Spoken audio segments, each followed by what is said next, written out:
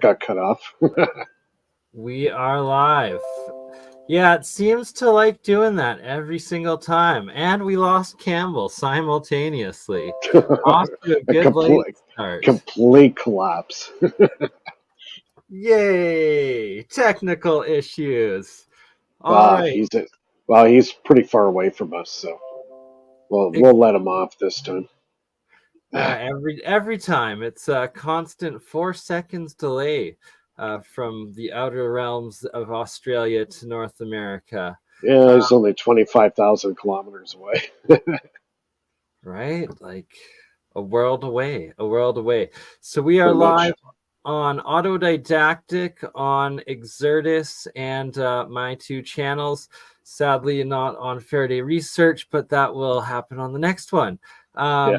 Andreas should be joining us any moment. He's just fighting the freeways of LA right now, or California right now, trying to make it to his place. And Campbell should be rejoining any moment. He was with us up until we went live. Until got he booted. gets back, though, it's getting late in Toronto. So do you want to give us some of your updates, good Mr. Well, I did a lot of stuff in the last 2 weeks. Totally rebuilt the Adams motor, rebuilt the frame, redid all the wiring. I built a new framework for the wheel to spin inside because now I'm getting up to some like serious RPM levels. So probably the biggest dramatic thing that I've noticed with the motor, I'm getting an incredible amount of torque out of the Adams motor, which it's actually not known for. It's known for basically, all the other stuff, the energy related stuff, but for some reason, my motor is exhibiting huge amount of torque for a pulse motor. That's kind of unheard of. That's But huge, right? Because that's like the other type of energy within the motor, the system that you're able to yeah, harness. yeah. So it was kind of one of my theories if I could get it up to a high RPM and have a decent size mass of a wheel. Mine's about, I would say it's almost a pound. So you get that spinning at 4,000 RPM, you're going to have quite a bit of torque behind it. And even when I slow the motor down, like forcefully with my hand, grab the actual axle and slow it down, it gives me a fight. I actually have to really tug on it, grasp on the axle pretty hard to get that thing to slow down. So it's showing it's creating a lot of inertia, a lot of torque. It's exhibiting, the flywheel qualities, right? And even more so now that I built the case around the actual wheel chamber that it runs in, that it doesn't kick up too much air, so a lot less air friction to slow it down. Now that's not there anymore. I've closed it all in a confined space. Now, if I actually had it where I could actually depressurize the chamber, even better so, but I don't have the facilities to actually do that. The last major upgrade I just did last night, I got my new ceramic titanate piezoelectric transducer. It's a high powered one. It's 60 watts and it could run at 40 kilohertz. So I'm getting huge power gains with this. So actually, I got a bit of a lifter. Um, I disconnected the ground wire just to see what would happen if I disconnected it while I was running, and then the motor drew a huge load. So start pulling a lot of power into the circuit. Went over an amp, actually almost hit 2 amps, and then I put back the ground wire to the piezo, and I had a electrical arc come off about a centimeter, almost an inch. It scared the heck out of me, and could have gave me a really good jolt, but I was lucky. I was holding on to the wire. Now I don't have it posted with the new piezo on there, but I do have like the motor case. So maybe you just can show that if you want. It's in my last video there. Okay, let's bring that up then. And I'm posting your channel in the live chat for everybody interested in it. You've been doing a lot of videos over the last few years here, and for anyone interested, they can see the evolution of it all. Yeah, so it's a huge learning process. Like I've been working on this motor for I would say about 5 years, and I think I've gone way past that I thought I would be. Uh, Things really changed for the better since I introduced the piezoelectrics into this circuit. It made a huge impact.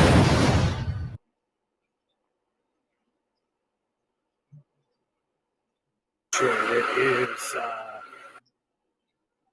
Well, should I let you talk over it as opposed to Yeah, the motor running? yeah, I can do that. So yeah, I was just doing a little test of the motor, just kind of debuting its new look, painted everything, just cleaned everything up. So in this video, I was actually charging the capacitor there, running a 300-watt inverter, and then running the lights with the inverter. So I proved with the motor that I was able to sustain the charge in the capacitor to keep that inverter running. And yeah, so that was really good. Um, kind of added my TV in there. I made a little graphic thing for the TV, so if I do videos, I'll have that graphic in the background. So, but Yeah, anyways, I like it. yeah, so add Good a little luck. bit of flair, add a little flair to it. Yeah. So there I am. I'm lighting up all the light bulbs now using the inverter. Now it's not fully powered up. Mind you, I don't have the new piezo in this video. I just hooked up the new one last night.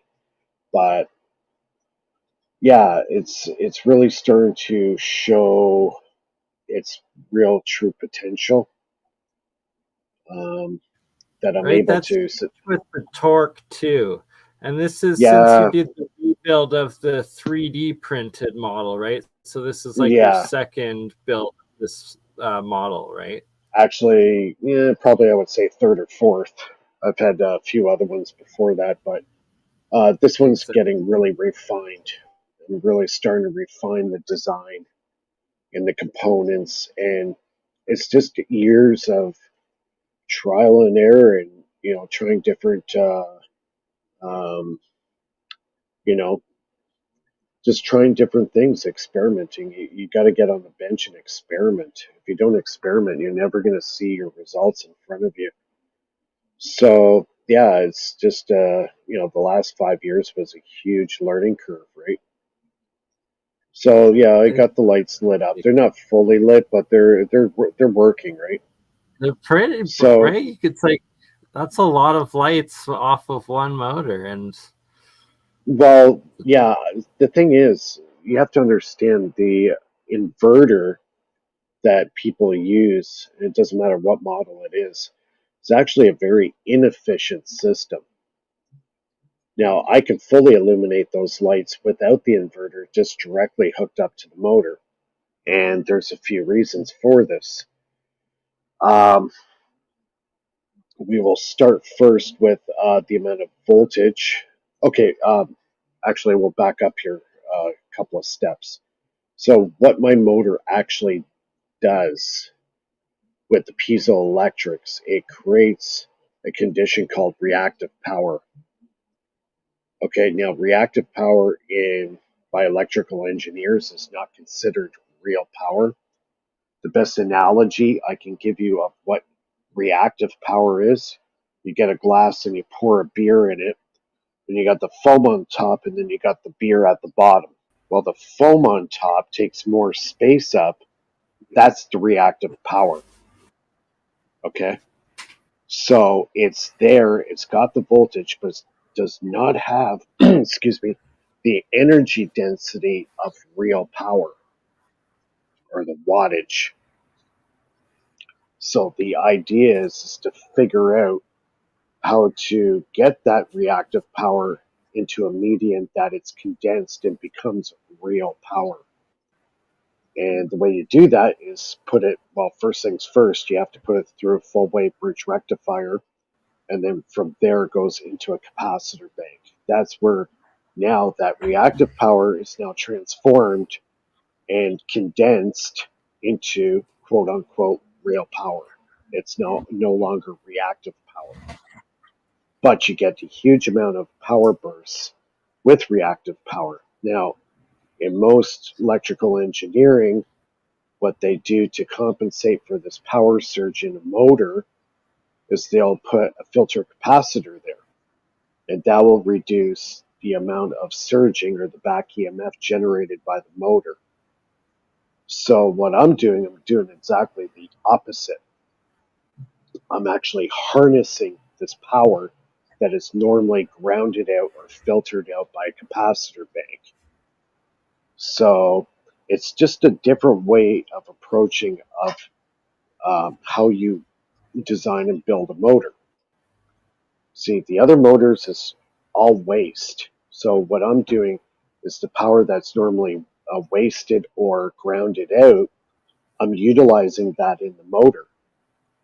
So the motor becomes exponentially more efficient because of this.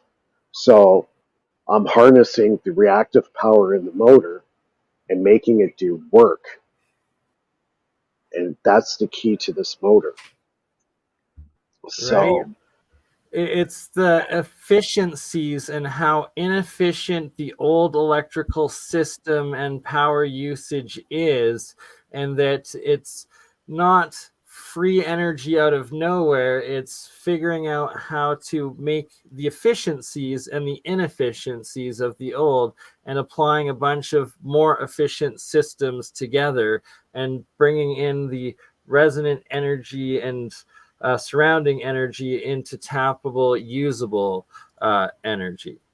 well, I think the key to this motor, it's just basically taking the motor, stripping it down, and redesigning it from the ground up. Okay, your regular motor to do what I'm doing right now, that motor will probably draw about, I would say about 2.8 amps to do exactly what I'm doing right now. Okay, so you figure about 13 watts of power. I'm doing it for less than half that.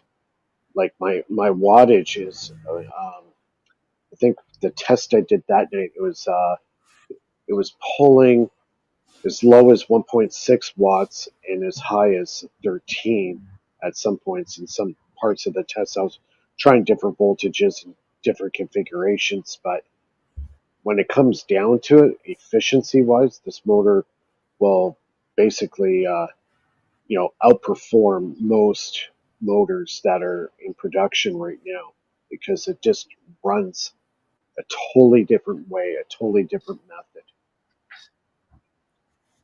So now I'm at the point now where it's creating so much excess power at a very, very minute amount of current to do it. And now I'm starting to see massive torque developing in the motor now, which pulse motors are not known for. They're usually a very weak motor. They don't have the torque. This motor is showing me a lot of torque and a lot of power. So that means there's now stored energy within that wheel. See how the container looks? So that 3D printed container which holds the wheel now, that took me almost 10 hours to print.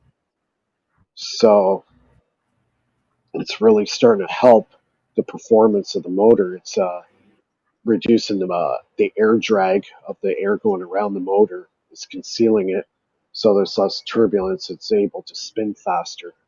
So I've been able to get that thing. Well, the fastest recorded speed I've done with that motor is about 5,200 RPM. So the thing was screaming, and I was not even putting a watt in. I was putting 0.986 watts and the thing was doing over 5,000 RPM.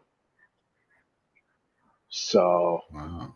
yeah, it's really come a long way. Now I got the new transducer. Yeah, I got to put it up on the scope and do some serious load testing on it. Now, the other thing that my motor exhibits that other regular motors will not do, if you take a regular motor off the shelf, hook it up to a power supply, turn it on, okay, and when you grab the shaft to slow it down, the amount of current that goes into the motor now is going to probably triple. It's going to rise because of the lens effect. When you put a physical force to slow it down, the amperage of the current going into the device is going to rise. Okay, when I do this with my motor, I could slow it down to a stop and the current stays the same. So it's defeating one of the laws of Lenz's law when it comes to that. So that means I could put a physical load on this motor, like hook it up to a regular generator, spin it, and if I start putting a load on that generator, it's going to create the lens effect within that generator. It's going to slow my motor down, but my motor is not going to draw any more power. It's going to stay the same, which is actually pretty intriguing when you think about it. So that was, the model I had before, and then I changed it over to the new one. So, yeah, it's come a long way in the last 6 months. Made some huge progress with that motor. Nice. And I've had a few people try the piezos out on their system and going, yeah, it works. And I go, yeah, I know it works. You have to study the piezoelectric effect and what happens. So now I got a pretty good piezo hooked up to it now. It's a 60 watt at 40 kilohertz. So this thing can handle a huge amount of power going into it. And the reaction when the electricity hits that ceramic piezo it's pretty violent. It's a pretty violent reaction, and it really pumps out. It creates power. I'm not putting any extra power into it.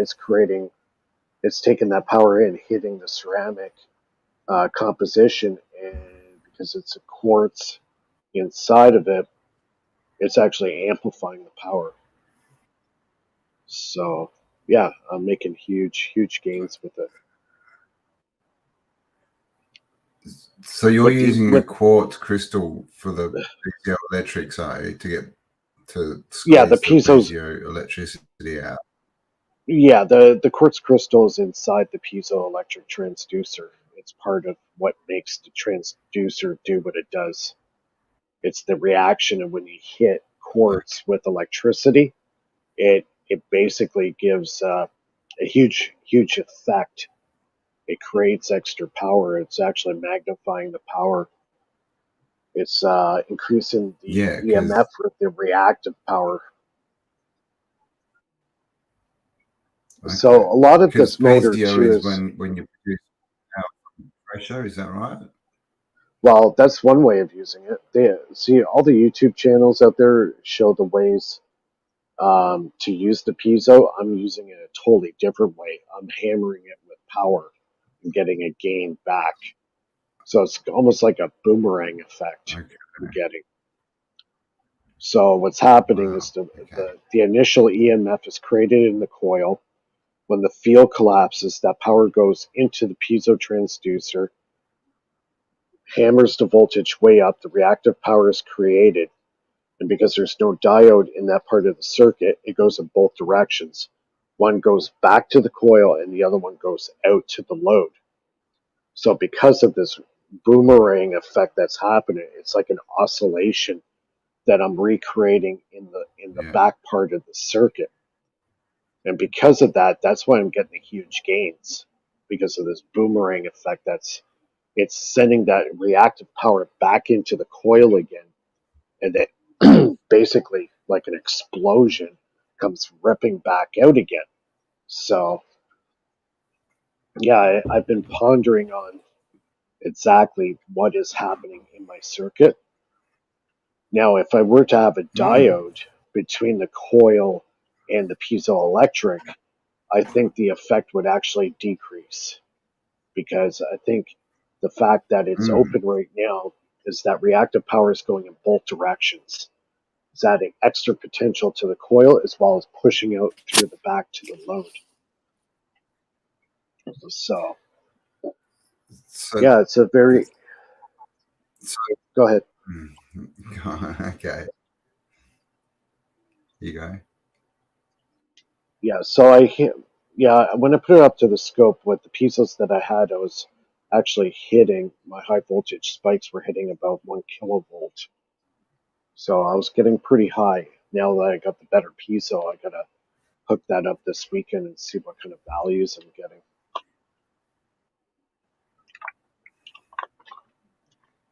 Wow. I think they're gonna be pretty good.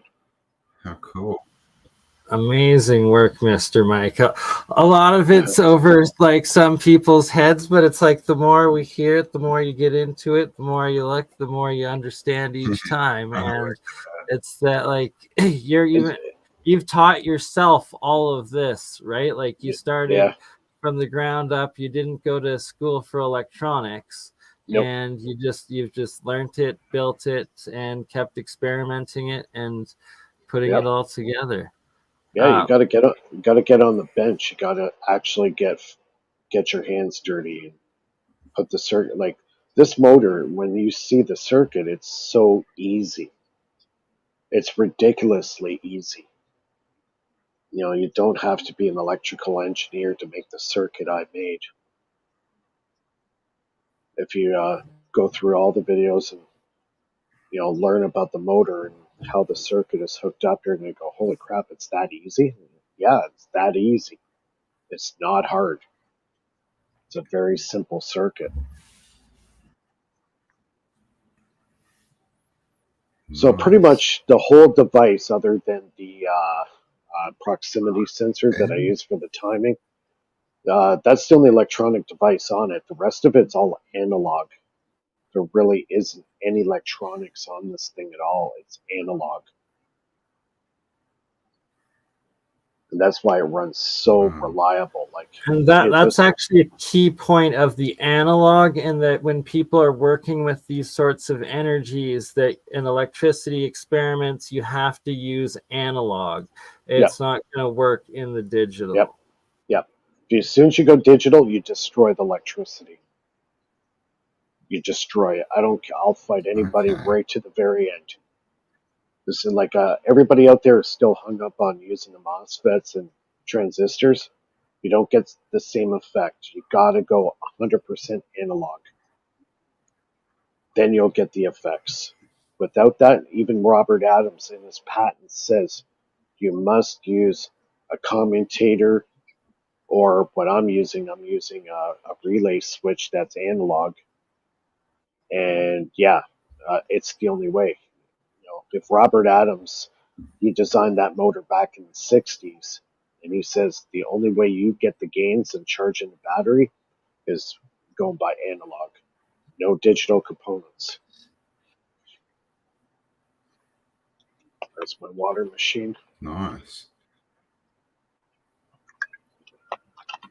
I'm going to be doing a big upgrade. How you going?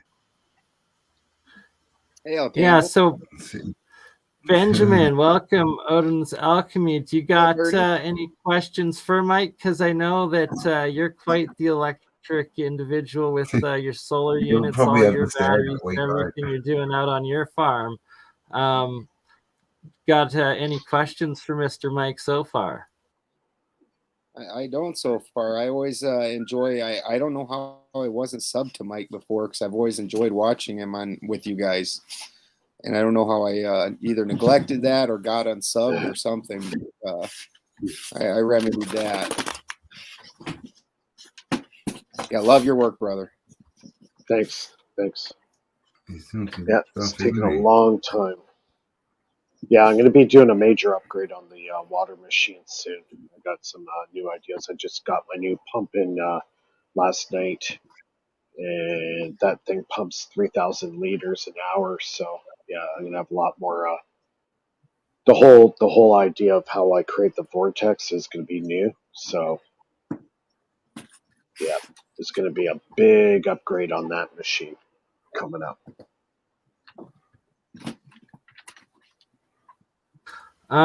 So do you want to describe a little bit about what you're doing with the water? Like you're putting signals in, you're also making it in the vortex. And then are you going to try to do magnetic structured too, or what's your next step with this one? Yeah, it's just I'm refining the design to make the machine create the vortex. The vortex is the key. You got to go back, do your homework on Victor Schauberger and his science. And when you have a firm grasp of what his science is, then you'll understand this machine.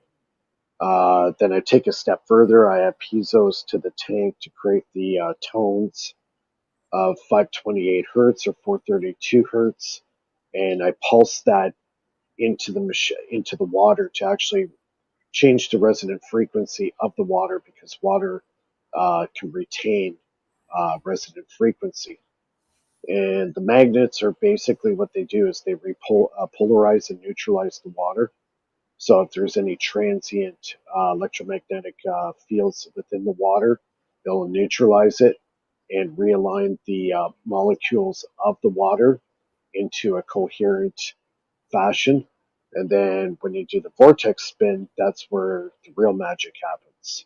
That's where the real structuring of the water takes place. So it's a combination of a few things that go on. So my friend Mr. X was the guy who kind of introduced me to this water. He had it recently tested, and they found about the yield in growing. He's actually doing it for a grow-up company here in Canada, and the master grower's been doing some testing with the plants, and it seems by their test that they did for about 3 months, uh, it's showing about a 30% gain in growth. So, and that's just from the vortexing. And then is that in soil or is that hydroponically? it's hydroponic. Yeah, it's a grow lab. His friend is a master grower for I forget the name of the company, but yeah, they did some pretty extensive testing with it, and they're showing about a 30% gain in the growth rate, right from germination right to the plant maturing. And that's So just with vortexing? vortexing, as far as I know, he was adding a couple of elements. He was doing gold plating on the inside of the chamber where he was doing the structuring. So he's been testing few elements. Some of them he won't tell me because it's kind of his intellectual property. He should try adding HHO into the setup. Yeah, I've thought about that too. Yeah, definitely. Yeah, break the water down into HHO, and that's supposed to what I think in hydroponics is supposed to 10 times is what they say. Yeah, 10 times the growth in hydro, only 3 times in soil, and 3 times in soil. right. Yeah, that's something I got to get more into as well, Mike. You're talking about it a lot. Is the electrolysis and starting to harvest the gases and figure out if we're making the HHO mist and harvesting it or utilizing it, or the straight hydrogen, oxygen, or whether it's the H4 like you were saying as well, right? Yeah, it's the plasmoids that are being created with the HHO gas that a lot of people don't actually look at. The closer the plates are together, and you have cavitation with the water through those plates, the plasmoids that are being created between the hydrogen and oxygen, they could get released into the situation and actually create more potent of make the water more potent, more I guess the effects increase. I know for implosion, yeah, it's a big deal when you start dealing with the plasmoid that's being created between the anode and cathode. So that's one thing a lot of people haven't looked at. Moray King has studied it extensively and showing that there's huge gains for implosion. It's all in the design. It's all in the engineering. Absolutely. Moray B. King, he's got some really good presentations on the Tesla Tech YouTube channel, as well as Global EBM, Breakthrough Energy Movement YouTube channels. And yeah, he's a top researcher in the field. I actually got to talk to him briefly at the end of his last stream on Tesla Tech. I got to get a hold of him. He's just next level in taking all the research, like the real research with the crazy electron microscopes and the imaging of these hydrogen plasmoid clusters and their different vortex shapes, and it's just nuts. Another I can never say the word right. Sonoluminescence, is that correct? Oh yeah, I know what you're talking about. Yeah, another guy that's really good that you might want to try to get a hold of is Walter Jenkins. He was making an engine that ran basically on the plasmoid. He's actually got a patent out that he actually got the patent. It's out there. Look up Walter Jenkins water electrolyzer. So his system doesn't actually create hydrogen at all. It's all the plasmoid. And that plasmoid's now injected into the car engine and running car engines. So, yeah, I think he's been threatened a few times. So he kind of went into the foxhole, so to speak, for a while. Because I assume the oil cartels don't like this invention too much. So yeah, George Weissman is who I get a lot of the tech that I was doing with that from, and he's got a few devices also, especially ones that go on some different carburetors, and they've tried to sue him a number of times, and it's not panned out for him up in Canada anyways. Yeah, there's a lot of guys here in Canada doing that stuff. Yeah, he says that his works the best if it's a carburetor, it's got a Venturi in it. For whatever reason, Venturi really makes a specific difference in the way that operates. And there's a Ford, I can't remember which one he said, and it specifically got the best Venturi on it. And he said that's the best one to run that hydrogen machines through. Right. I heard they work really well with diesel engines. In a diesel engine. I'm getting ready to try it. I am getting ready to try it. I've got 2 diesel generators here. I will let you gentlemen know. I'm told 3 times the fuel efficiency. We will find out. Yeah, cool. Really? That's exciting. Because it's like I've got a few friends that want to start working on the same project. So let me know immediately how that starts going, and should have a couple more to work with. Is that HHO? Yeah, my lab's running. What's that, Campbell? Is that both fuels? Is that diesel as well as HHO, or purely HHO? Yeah. So you enrich the diesel. You enrich the diesel with the HHO, and because of the way diesels work, diesels aren't like where a car, you're misting it into the cylinder, and then you're using a spark to cause the explosion, where with a diesel, it's actually compression that's causing the explosion. So supposedly this really works well in a diesel system because a hydrogen makes that explosion happen so easy. So you enrich it with that hydrogenation, and it's supposed to really give some bang for the buck in diesels. Yeah, it's implosion. Yeah, everybody has to realize it's not explosion, it's an implosion. Yeah, the hydrogen itself, because it's a fusion type. It's when I give my presentation, that's what I talk about. Like in the galvanic cell, the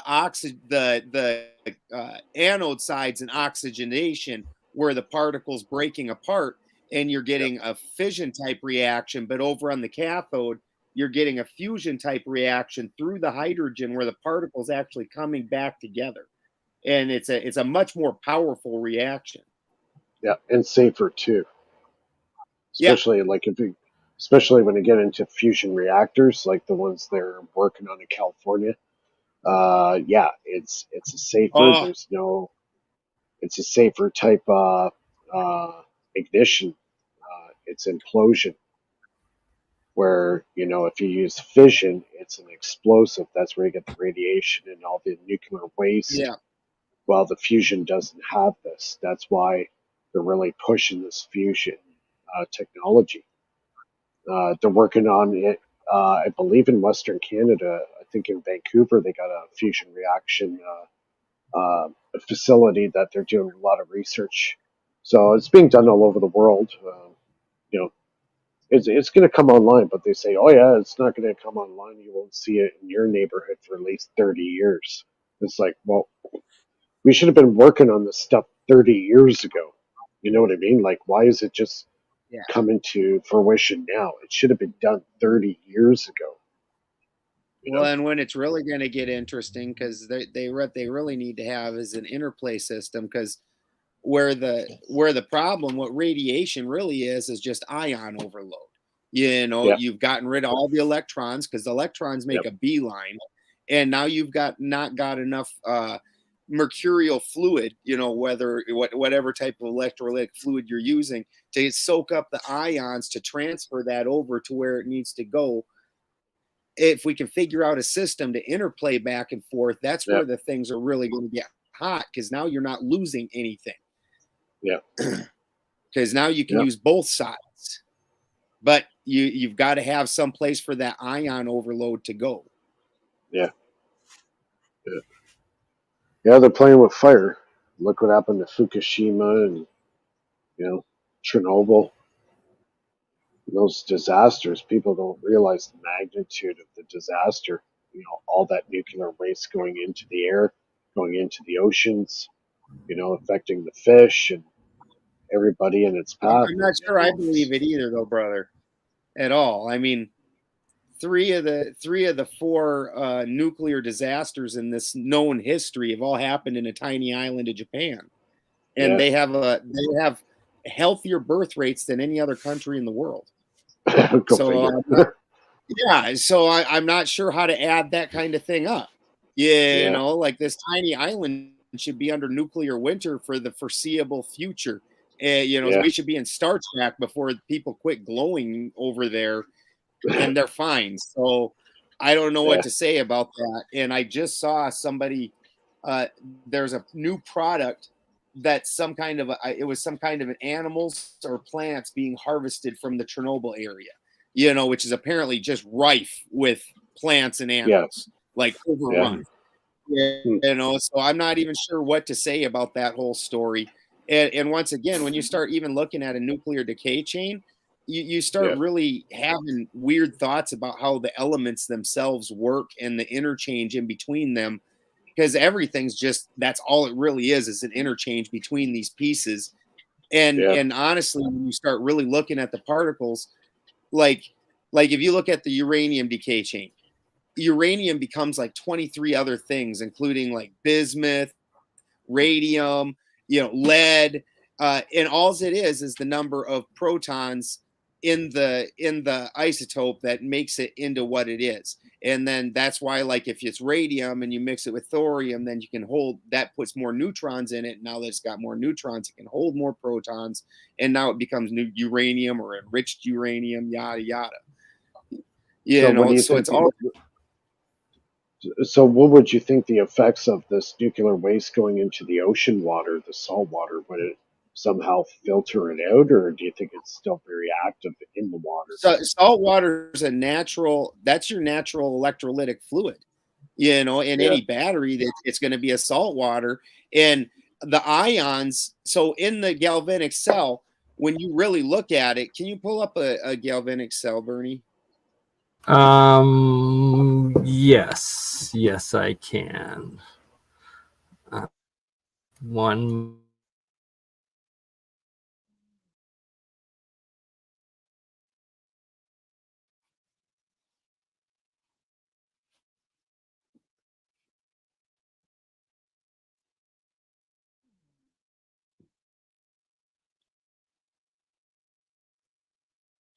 Campbell's closet. I don't see a cathode or an anode anywhere in his closet. Hey there.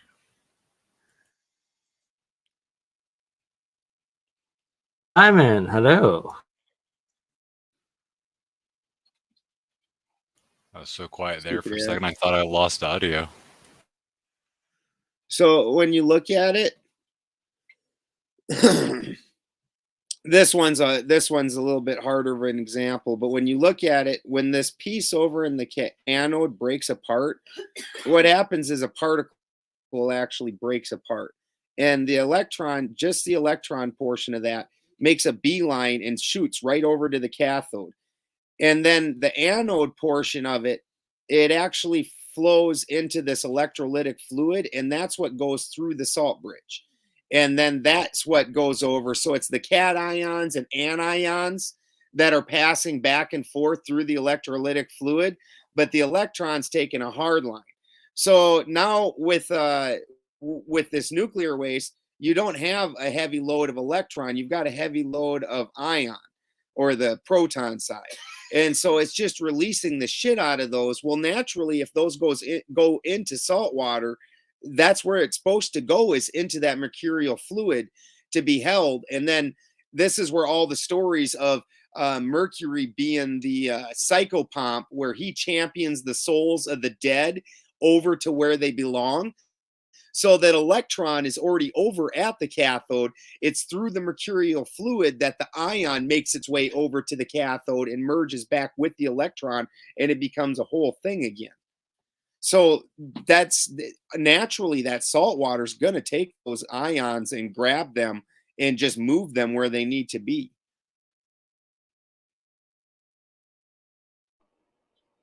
So it's basically the Earth is a self-correcting, system. That's why I don't. Self-correcting system. Yeah. That's why I don't get even bent out of shape about this stuff. It doesn't. I mean, I'm not saying go around and trash the world, but the fact is the world, even everything. Look at the sun. The sun is creating a distillation. What does distillation do? It purifies and cleans. And then by mainstream science, the sun is hydrogen driven, which that's the end of distillation, where hydrogen gas is off like nothing. Like bam, that's why you use hydrocarbons as all your different solvents, because hydrogen, woo. And so it's just distilling the different levels and purifying. And then the moon comes out, and then you get the cold side, and then it all comes back down, and everything settles back where it needs to be. Everything cleans itself out in cycles in this world that you cannot. I mean, we don't really make anything up. Like, there's nothing that really, I mean, we can act like chemicals, and they are. The state that they're in is unnatural, but we haven't actually ever created anything. We take and purify or move around things that already exist. Yeah, we're just rearranging stuff, and nature just has a way of putting it back to its natural state and neutralizing things. Yep. Exactly. And all these bonds can be broken, and all of them can be rearranged. And that's all we're learning to do. And if you ask me, this is Jeffrey Drum, actually, the guy I was talking about with the electrical experiment inside the pyramid with the stones that I got to talk to you guys about at some other point. He went in and he has an entire alternative theory. Rather than the pyramids being power generators, they were actually they still would generate power, but it was through alchemical manufacturers.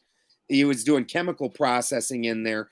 And the walls, where they've been claiming that it's batshit all these years, they went in and had the batshit tested, and it's not. It's isolated elements, including thorium, which moves neutrons, and makes it so you can add protons, which changes an element into something else entirely.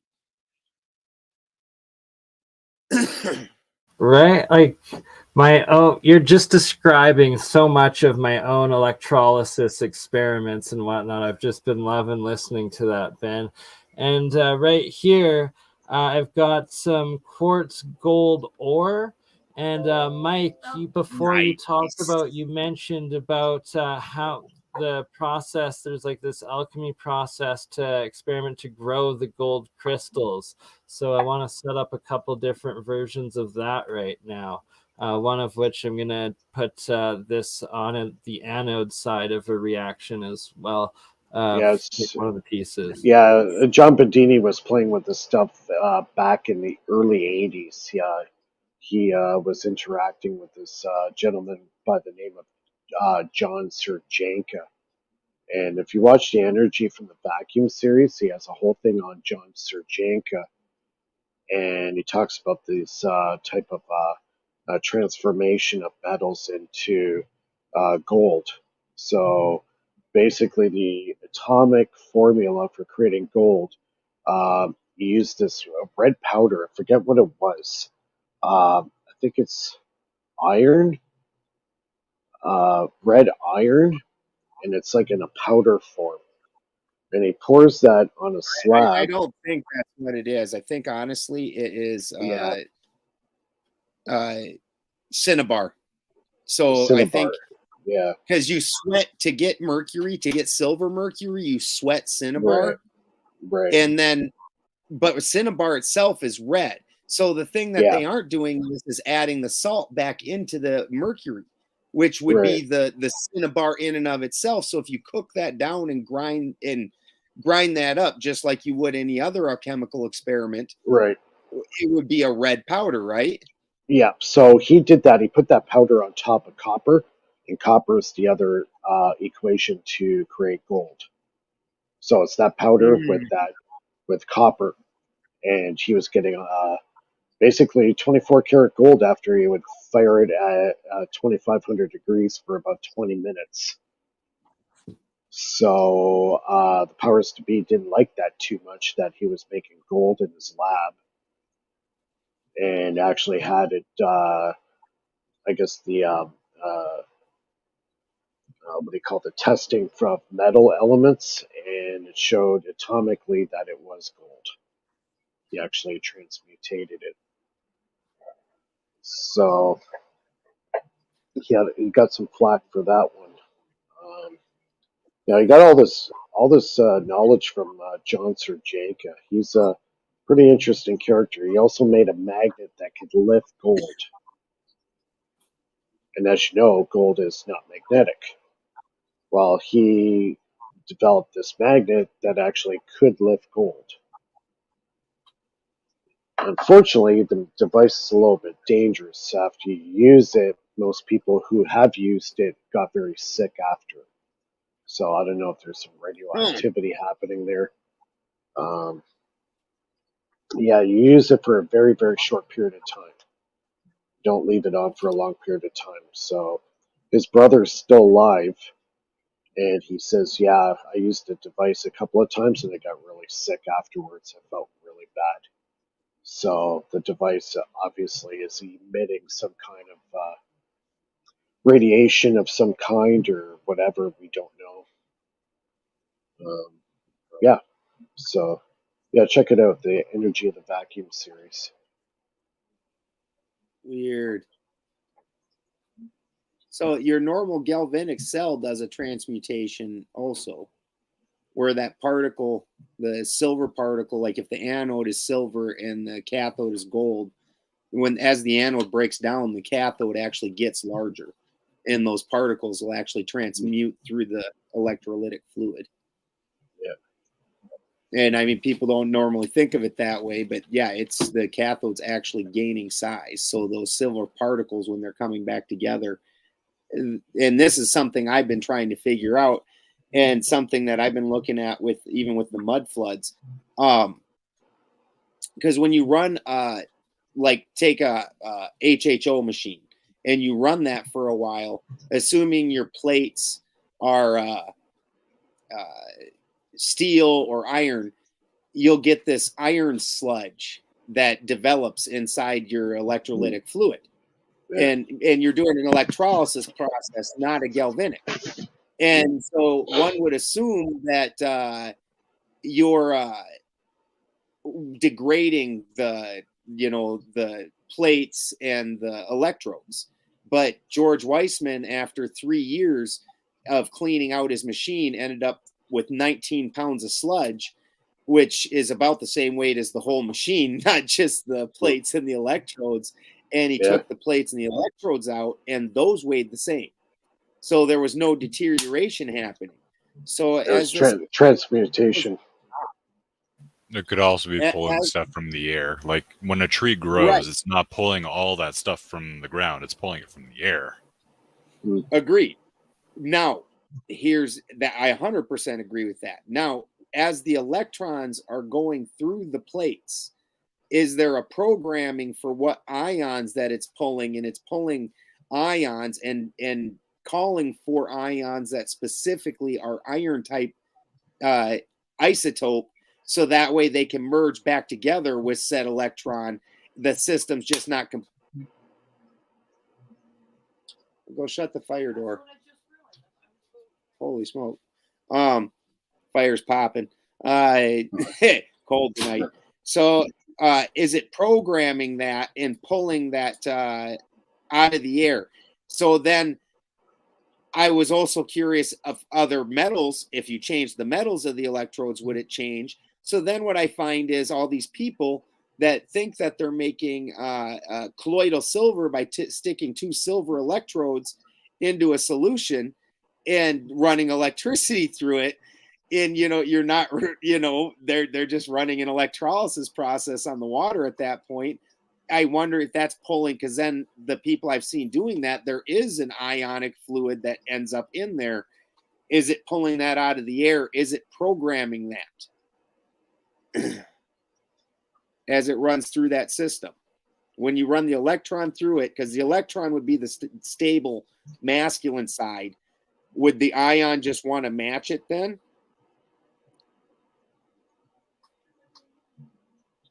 Not too sure if that's going to be breaking it down, maybe.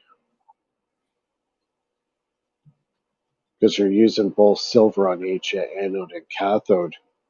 So now you're going to transmutate it into something that it's its polar opposite, right? So apparently there is a chart out there that shows every single element and what its polar opposite is when it's transmutated. Yeah, it's interesting science. I haven't really focused too much on the HHO stuff since about 2006. That was probably the first to get my feet wet, in this whole energy thing. So, yeah, eventually I'll get back into it. Well, and like if you watch the videos that just came out with the guy that for over Unity, and they ran them lasers into two different isotopes of hydrogen, and I think it was I think they got like almost 2 kilojoules extra energy coming back out. Yeah, it's pretty substantial gain, yeah. Yeah, my motor. Go ahead. Yeah, they were using 2 different isotopes of hydrogen as like the fuel, as like the driver for it. Yeah. Yeah, I'm more into the electrical stuff at this point right now. Trying to stay focused on one experiment. The water thing I do on the side. I got other stuff on the go, so I try to stay focused on the atoms motor right now.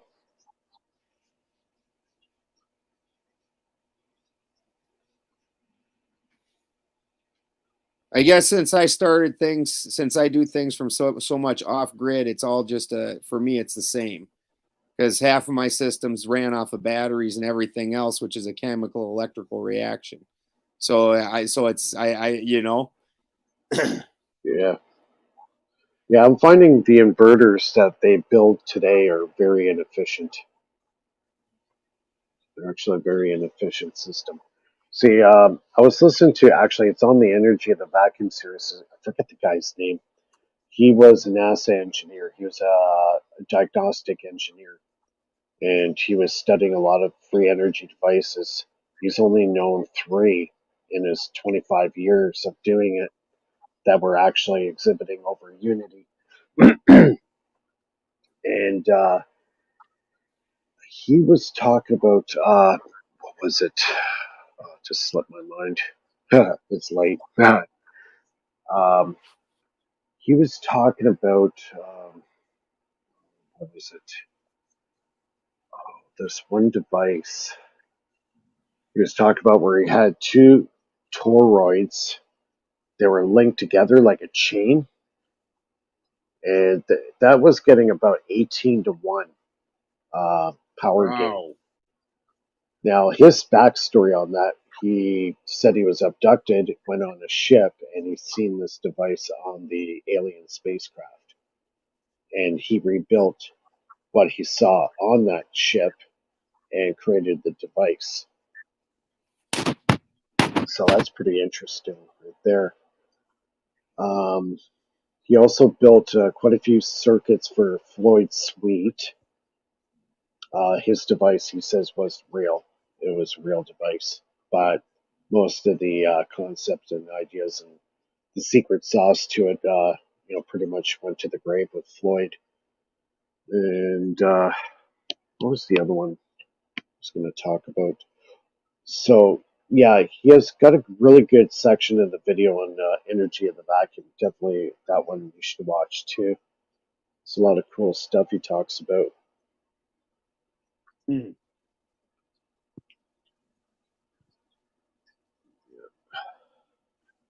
So, Bernie there still? Oh, there he is. Yeah. All right, I'm listening in the background, trying to strip some wire to wrap around the piece of gold quartz, or to hook up into one of these electrolysis experiments before the stream is done, doing some live alchemy science experiments while we go. Do you want to continue on, Mike? Did you have more to say on that topic, or do you want cobalt glass lens there quick? Yeah, I got the cobalt here. It's supposedly this glass can see orgone energy. So this came from an old light, utility light. I'm not sure exactly what it was for, but it's pretty big. It's about 3.5-inch diameter, cobalt blue. And They when you look, sell glasses that have that are like $400 or something in Russia. Yeah. Those type of lenses is supposedly be able to see orgone energy with it. So if you build yourself an accumulator, you can see it with it. Yeah, super neat. A guy at Flattoberfest had those glasses, and he was telling us about them, and I got to try them on. Pretty interesting. Yeah, I'm thinking about trying to construct a Cloudbuster next summer, so we'll see if I get to that. Supposedly they work, so I've read quite a bit on Wilhelm Reich and his work. He actually had this cell. It was an orgone accumulator. It was about the size of a pack of cigarettes. And the second he put his hand on it, it would turn an electric motor. So somehow it was harnessing either the power from his body or whatever, because we hold our orgone in our body. Second he put his hand on it, it actually made the motor spin. So there's a lot of stuff out there to research. Interlocking layers of organic and inorganic material. Yeah, it's everything. It's the life force energy of everything. Yeah. So and he died in jail, because the FDA had a problem with him. And the day he was supposed to, the day before he was supposed to get released, he died mysteriously in jail. So, and they burned a lot of his books. They destroyed a lot of his machines he created. And actually, the building he worked in is still there today. There's a cloudbuster sitting outside that hasn't been touched in like 50 years. So was it Reich that was like 12 tons of research material that got removed? Yep. Most of it was books. That's when the U.S. the Americans did the biggest book burning of, science research, censorship. The FDA was obviously all bent out of shape on what he was doing.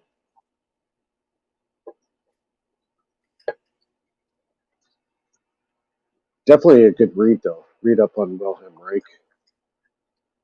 I've read up pretty much everybody, as many people as I can. Is Reich is Orgon energy, right? Yep. Yeah. Which isn't like the orgonite things that they make today. It was specifically overlaid layers of organic and inorganic material, not just a bunch of crystals and chips and it's basically which I'm not saying those are cool, but it's not the same. Yeah, it's basically what Eric Dollar did some experiments with it. He basically calls it a longitudinal static electric capacitor.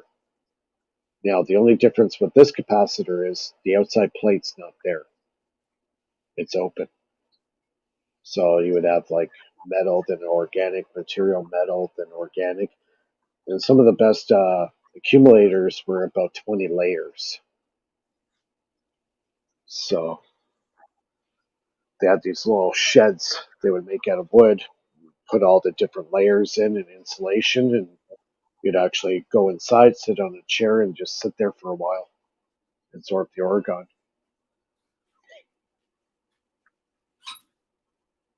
Yeah, that's what got him put in prison. Was one of his assistants shipped one of those machines out of state, and once it crossed state lines, it was considered a medical device, and then the FDA nailed him. Yeah, sad story, that one. Yeah, there's a lot of people to study. There's a lot of it's one thing I've been doing a lot in the last 5 years is a lot of reading.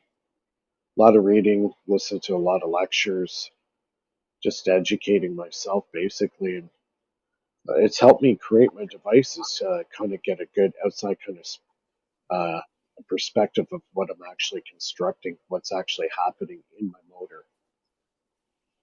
Learning what electricity really is, right? Because you could ask a lot of electrical engineers and they won't give you the right answer what electricity is. Even Tesla never knew exactly what electricity was. Nobody does. We can only speculate, but we do know the only thing that will manifest electricity is dielectricity and magnetism. You can't have one without the other. You have to have those two combinations together to get electricity. And, you don't generate electricity, you manifest it.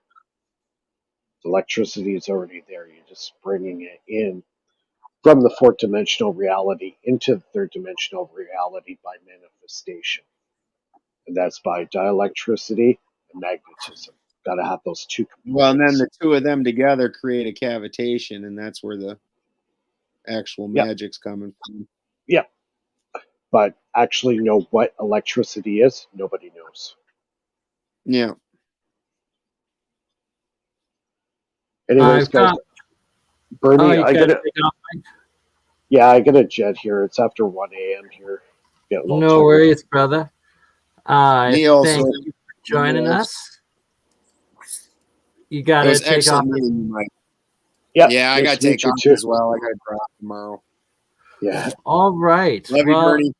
Love you too, brother. Much love. Always a pleasure. Mike, Faraday, always a pleasure as well. Thanks a lot. Thank you for sharing. And your we'll great talk soon. For sure, my friend. Much love. Okay. Happy holidays.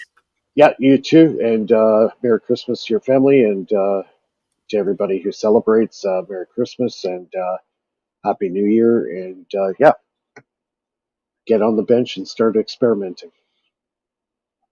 That's your New Year's resolution.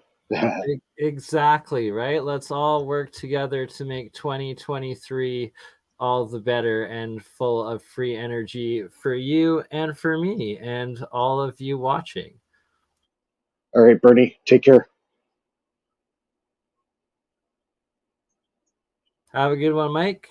Yep, take care. Simon, you still there, brother? You got any comments? Any questions? Not really at the moment. No, I really just jump in when I have something relevant. For sure, my friend. All right, so I'll quickly show off here. Here's Mike's YouTube page, Faraday Research. I will post it in the live chat, Mike's channel. And then, oops, whoopsie doodles. For all. Oops, oh, there we go, Mike's channel. And then also, I will post Ben's channel as well, Benjamin Balderson. One over here. Here we go. And then I will play the clip that I just had going, which is Stanley Meyer's HHO device and how he generated the hydrogen or HHO or some sort of plasmoid, Brown's gas it's also called. But it's quite fascinating to actually see it running compared to all the other electrolysis that I've seen out there. It's insane the amount of bubbles hydrogen that come off of it. And everybody on Xirtus's watching on Xirtus's channel, I swear Andreas should be joining at any point. If he doesn't come back in the next 5, and if Campbell doesn't come back in the next 5, then we will cut it short, as we are multicasting on several channels. The stars of the larger channels aren't even here, so we will see. If they come back, we'll keep it going. If not, we've got another stream coming up, myself, AutoDidactic, and Paul Cook in about 2 hours time, 2.5 hours time. But yes, right now we are playing the Stanley Meyer's It Runs on Water car video.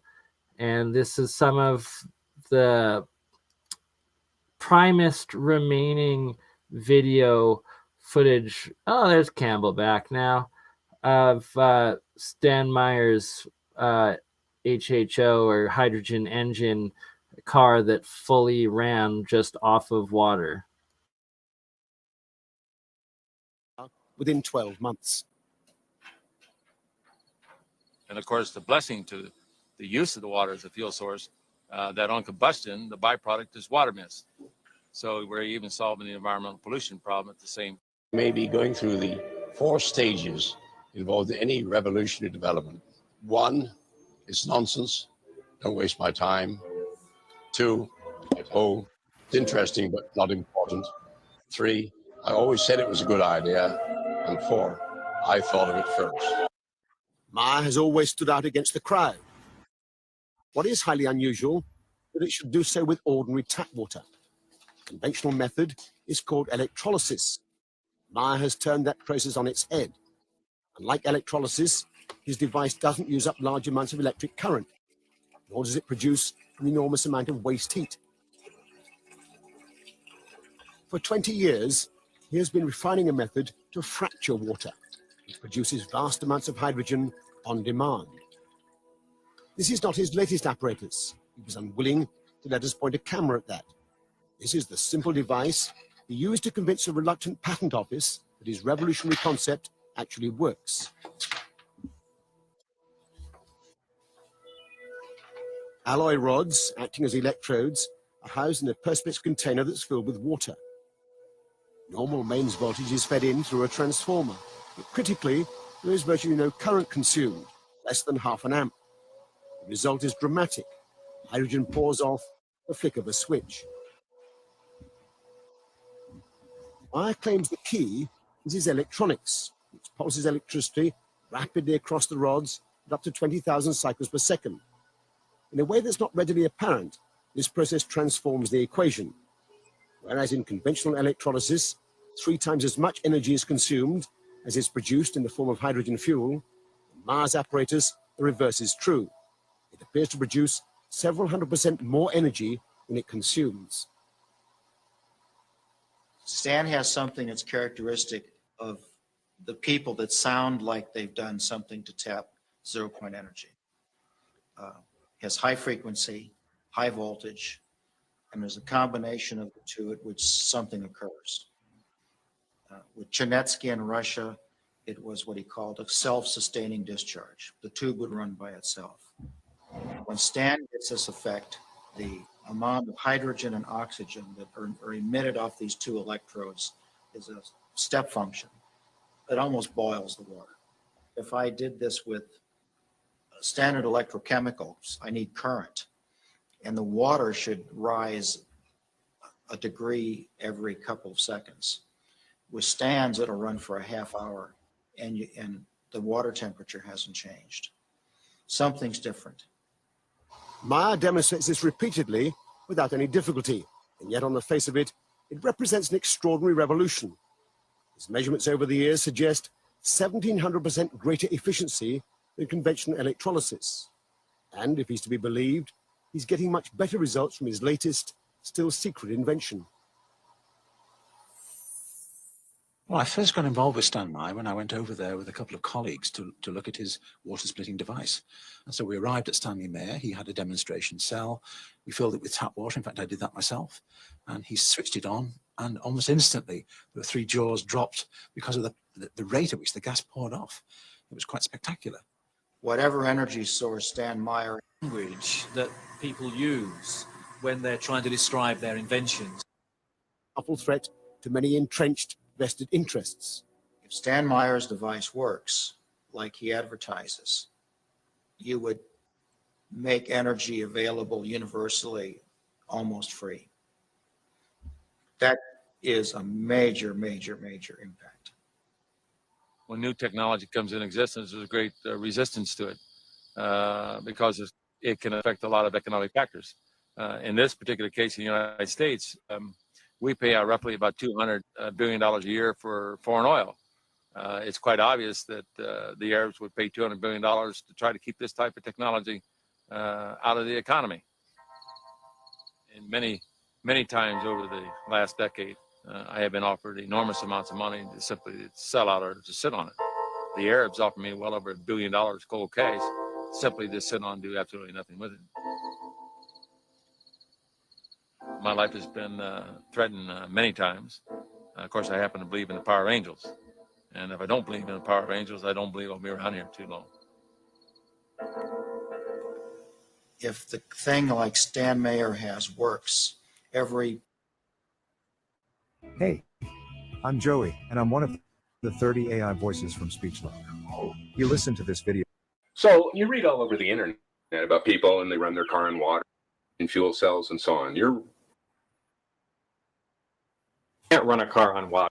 Here, only the hydrogen that you need is. So this right here now I'm playing in just to show the difference between Stan Meyer's, how easy it was, compared to this being Bob Lazar's hydrogen car, and it's ridiculous. He needs supposedly he has a particle accelerator and several other processes involved into getting his hydrogen, as opposed to just turning it into water, into fuel at the engine point. Released from the tank. So is the main difference with Stan Meyer that he's cycling the energy, the charge? It's that I believe, and shout out Clemente Barraza for the super sticker for whatever channel it was on. Thank you for supporting the cause. It's Bob Lazar claims that it's pure hydrogen that he's creating and then storing, and that it can't be stored in pressurized tanks because it's far too dangerous and explosive. Thus, he has to have this other chemical, I believe, that it like dissolves into in the tanks, possibly. I forget the exact details, but that's why we're going to play it and listen to it right now. There's never much gaseous hydrogen in the system at any given time.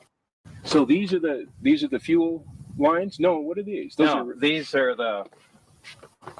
This provides power to the heater in the tank and also reads back the temperature of the tank. Why is that important?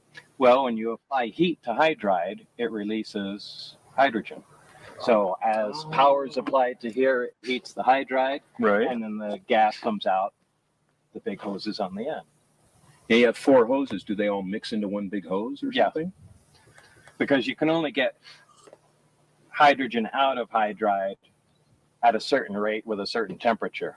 And a single tank, you can't get it out at the volume you need. So you really just split it into 4 smaller units, heat them separately, and it works just fine. Okay. Now behind me, Bob is getting ready to blow something up. Bob is blowing up water. Well, okay, he's not blowing up water because, as he said, to say you're powering your car on water is the same thing as saying if you're running your car on gasoline, you're powering your car on dinosaurs, and we know that's not the case. This is what? This is a Hoffman apparatus. And it's used to produce hydrogen and oxygen from water. For fun, just because it's cool. Well, if you just have a use for hydrogen and oxygen or for demonstration purposes, it works just perfect. All you got to do is fill it with water. That's just regular water, right? Well, actually, water with a little citric acid, potassium hydroxide, anything like that. The more conductive you make the water, the faster hydrogen will come out. And each one of these sides is supposed to be hydrogen and oxygen? Right. One will be hydrogen will bubble up out of one and oxygen will bubble up out of the other. Remember, water is H2O. Right. So when we break the bond of water apart, we'll get twice as much hydrogen gas as we do oxygen. So each one of these tubes, the water just goes down, but what's left is the gas? Right. And there'll be more on this side? Yes. And that's the hydrogen side. Exactly. And that's the negative. Oh, so it matters which way you hook these up. So you got to hook up positive to what is the positive's going to make the positive will make the gas in, and then you'll see it'll start filling up. And what we'll do is take a little sample of the hydrogen gas and light it. Right. And you can see that. What are these? You just have electrical current going to a piece of foil? Well, it's a piece of platinum foil, and the reason you need platinum in there is because it's very corrosive to a metal for electrolysis to occur. But platinum is highly resistant to corrosion. Now, this is a slow method. Right. And, we'll top model. This is a large industrial version, essentially, which connects right to the water main. Right. So you can plumb it in like you connect your, dishwasher. Water pressure, like a syringe. It pushes it right into the tank. Exactly. Well, there's a standard gasoline fill, but also there's a hydrogen in it, which you just click on, leave it on overnight, and as the generator makes hydrogen, it compresses it in there at a nice slow rate, and the tanks become full for a period of about 8 hours or so. Why can't everybody do this? I mean, gas is going on $5 a gallon. Right. The whole country's falling apart. We're, killing people all over the world for oil. And this, you're driving a car on this, and you can do it, and you can convert any other car. Yeah, unless I'm sure there are cars that have some technical problems, but yeah, essentially, any car can be converted. The whole problem to it is the material in the hydride itself. One of the main components of it is classified as a weapon material, and it can only be used in thermonuclear weapons. And because, even though it's not a dangerous, See, I just paused it there for one second. This is something that confuses me. Is like, why is he having to turn it into this hydride out of the hydrogen that he made from the electrolysis? Exactly. It just seems so much more complicated. But I'll let him keep explaining it here for a minute. This was after Stanley Meyer, was it? Yes, sir. This one I think is by about 15, 20 what years. It looks like to me, it looks like they've put it out to like try and make the technology look unobtainable and really, really difficult. But that's exactly what my whole point in this and in saying like Bob Lazar's design is it's like it's so impractical and stupid. It just makes zero sense compared to all the other working models that I've seen. I've produced some myself and whatnot, and it's just insane. And Simon's got a third video for us to play after this one of a simple do-it-yourself one that shows like just how easy it actually is for anybody to attain, and that it's like that just Bob Lazar's version just seems so bunk, exactly like you're saying, like it's a to make it unattainable, just like his unattainium element 116 sort of thing, when there seems to be so many other ways of getting this anti-gravitic propulsion as well. Material, explosive, or anything by itself, just because it's used within those nuclear weapons that are obviously secret and the components thereof. But because it's used in those, it can't be used for any other civilian purposes. So you can't even purchase the material. No. Which is why...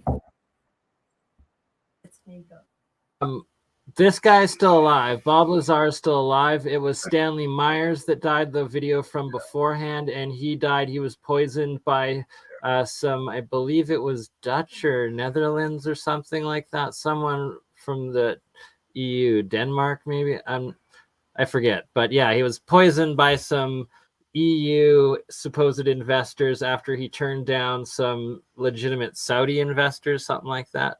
But Bob Lazar is still alive. He's the guy that, like my friend Jeremy Reese, the alien scientist, he's done 10 years of debunking Bob Lazar stories, like proving that it's like a psyop sort of thing, to the point that he owns debunkingbobLazar.com, I think, or something.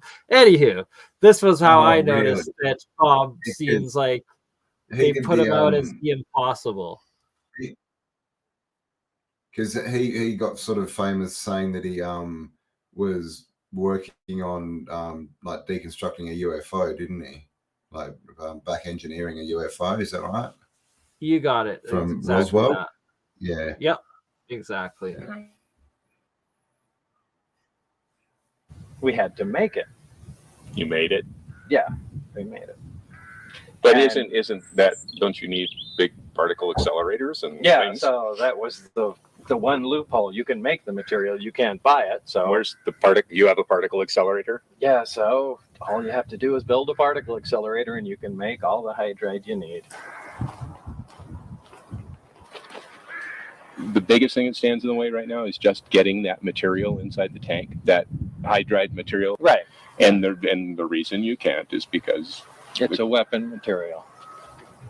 But there's nothing dangerous about it. No, it's it just won't used blow up. A weapon, right? Well, beryllium's used in a weapon too. You know, right? Like, basically, this whole thing boils down to how you store the hydrogen. So we found a metal. We have a material that we can store the hydrogen in. We have a material we can safely store hydrogen in, and a sufficient quantity to replace the gas tank. We have a metal. We have a metal, but it's classified by the military because it's used in nuclear bombs. So, you know, it's just this practical solution that nobody could get. Like, it's so ridiculous. It's dumb, yeah. Titanium, man.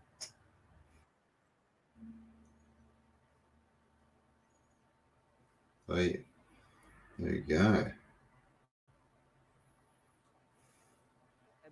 Be more views if something goes wrong at coding assembling, but not today, guys. Okay, my fantasy powers, reaction intensity, don't feel like using separate flashlight like in past model. As Bruce Wayne said, this of reactor are the bonds is connected. It's time, combine two parts together and give you the powerful gas. Oh, vesicles.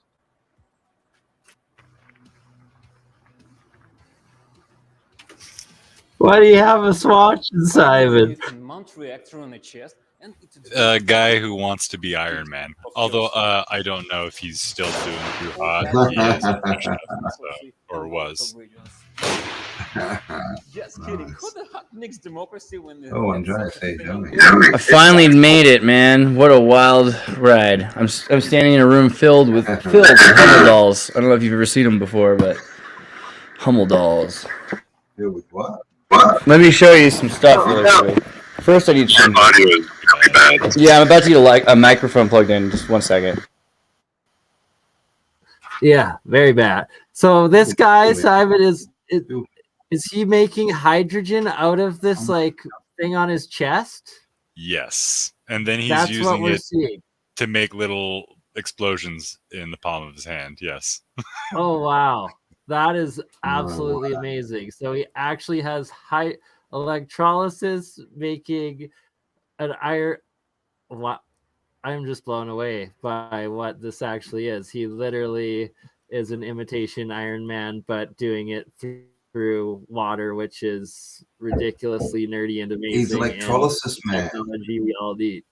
Yeah, electrolysis man.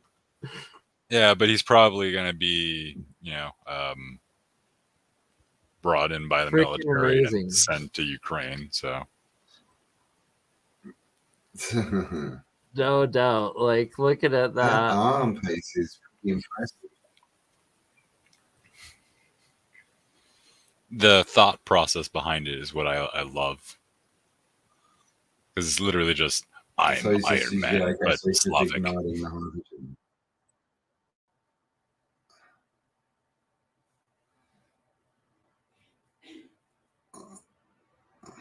Blowing my mind. Blowing my mind. That was definitely That's not what pretty I was expecting.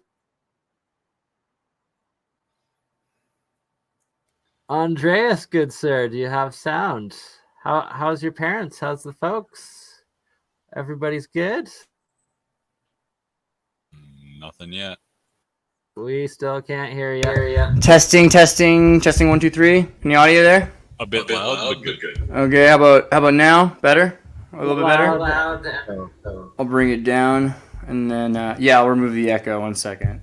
Where am I putting my headphones? I'm just trying to make life more complicated than it has to be by moving around all the time. So how about that California driving?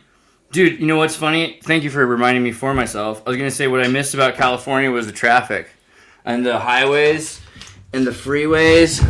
It was like, Brittany was like, oh, what's that beautiful light? Is that Christmas lights? And I was like, no, those are like thousands of people stuck in traffic that can't get home to their families after being forced to work to pay off their mortgages in a place called Fremont and Milpitas. Yeah. Besides that, though, the freeways, it's just kind of a nice place. I think people don't realize how great like being in traffic is. It's psychologically, they love it. Otherwise, why would you do it? You would move like me, right? So it's not my favorite thing, but if you're going to do it, you should enjoy it. And it's just this weird idea like, I get to be stuck here, not at work and not with my family. I'm alone in this car and I can drink my soda pop or whatever. You know what I mean? You know, America. Yeah, and you can listen to all the commercials on the radio. Are you in my head? Like, this is the other thing, was the commercials. I was like saying, like, for you, it probably is weird to listen to commercials, but for me, since I don't get to listen to commercials, it's like playing Grand Theft Auto. Like, it adds a level of realism to my simulation. It's like, what was it they said? They're like, try the bourbon from Jeff's Bourbon. And you're like, come on, that's not a real ad. Are you kidding me? This is all simulation. It was great. How was your In-N-Out burger? Well, I gotta say, probably a bad idea to ever eat like In-N-Out burger. But since I don't do it very often, it's really fun to have that culty experience where you buy something that's not on a menu. So you go in there, I'm with Brittany, and Brittany's looking at the menu, and I'm like, oh God, because I was in the bathroom, I run up in front of her, and I'm like, don't worry, sorry, don't worry. She's not from this state. Don't worry. Keep serving us. I want a 4x4 animal style with peppers and the double with the animal style peppers, of course, and And then like the thing, and you got to tell them 4x4, which is the 4 patty with the 4 buns and the 4. It's like it's not on the menu, but they'll do it for you. And it's one of those things. It's all this kind of secrecy of In-N-Out Burger. Do you have the soda pop can? Hand me that. I got to show them something. This is the thing about In-N-Out Burger that's worth remembering. It's like a burger joint. Right. So they've got this kind of satanic 7 logo, right? But underneath, you feel like, are they satanic? And then you're like, wait, no, because they have Bible verses on all of their stuff. Oh, they must be good, right? Yeah. Be evil with Bible verse quotes. And that's Isaiah 9:6. Anybody? Yeah, child abuse hotline. Oh, okay. Now here's the really important part. Slave to No One Foundation. So they fight human trafficking and supported Trump in the fight against human trafficking. And if you go to slavetoknoone.com, all because Dakota Fanning. No, who was the girl from Splash? Daryl Hannah. Daryl Hannah. Good one. 10 points to Campbell. Daryl Hannah was kidnapped along with the daughter of the owner of In-N-Out Burger, and they escaped through a small window in Las Vegas, away from getting put in a plane and sold into Dubai. And so ever since then, she's had the Daryl Hannah's friend, and they've contributed and helped build, the daughter of the In-N-Out Burger. Now her family's dead, so she owns In-N-Out Burger. They've built Slave to No One, and Slave to No One fights against human trafficking, particularly of minors. And you got to admit, if you're going to eat a hamburger, it should be one that at least fights human trafficking. I don't know if you're going to do it at all. Yeah, you're muted, Bernie. Yeah, like that, lefties. But yeah, I mean, in general, probably you should be careful. I mean, the thing I noticed is soda pop. I'm not used to it, and you can tell. Like it's like I just drank a bunch of Coke or coffee. Yeah. Nice. But what I did need to show you something. Can you solo for just a second? Let me show you this. So it's the last time I've been to my dad's house in a long time. But his map, his globe, right? He's got the Tartaria globe. Cool globe, yeah. It's actually one of those bar globes where you can you open it up and there's like a what do you call it? Like a Zodiac bar. Yeah.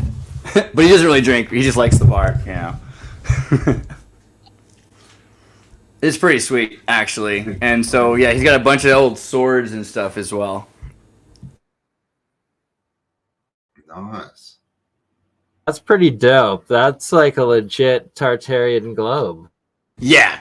And so it's funny, because when I went to Spain to do my doc, I was like, look, I know you probably think I'm crazy. I'm going to go look into this Tartaria stuff. And then he's like, oh, Tartaria? And then he just pointed out it was on the globe. He's like, well, I was like, well, that's a sign. If I'm going to go look for a place and you actually find it on the map, then that's a good start, My next question is, how old is that globe? I doubt it's as old as I want it to be. It looks like at least 50 years old, but it could be 100 years old. It's probably not older than that. It's probably more like 50 to 70 years old. I'm just glad that it's older than 10 years old, before sure. it started trending. It's not like it just got printed mass in Right. China 5 years ago, sort of Right. thing. It's that's a family heirloom. Yeah, I mean, on the globes back in the day. Brittany, grab me a Hummel. Pick one out. Just one of that boy right there. Yeah, that one. Third shelf down, second shelf, that one. Oh yeah, down. Yeah. You knew which one. That guy looks bright and interesting. I want to go to one. Oh, grab that one too. Yeah, grab whichever one you're thinking of. Oh no, these are crazy, dude. Hummels. Have you ever seen a Hummel before? I've seen. This is like South Park made a whole episode about old people collecting Hummels, and I was like, Dad, look what they did to you. But yeah, these are there's a whole thing. Hummel. I don't know if it's a brand or it's just what they call them, man. Designed by Eric Stufer, on the bottom it says, these are collectible. You ever seen those Antique Roadshow things? They're obsessed with this stuff. And basically this is like Cabbage Patch Kids though. Like some of these things are 100 years old. Some of them are a little newer than that, from the 40s or something like that. But yeah, it's like, I don't know if you can see, but the whole friggin' place is just wow, Hummels. Whole row, full wall of them.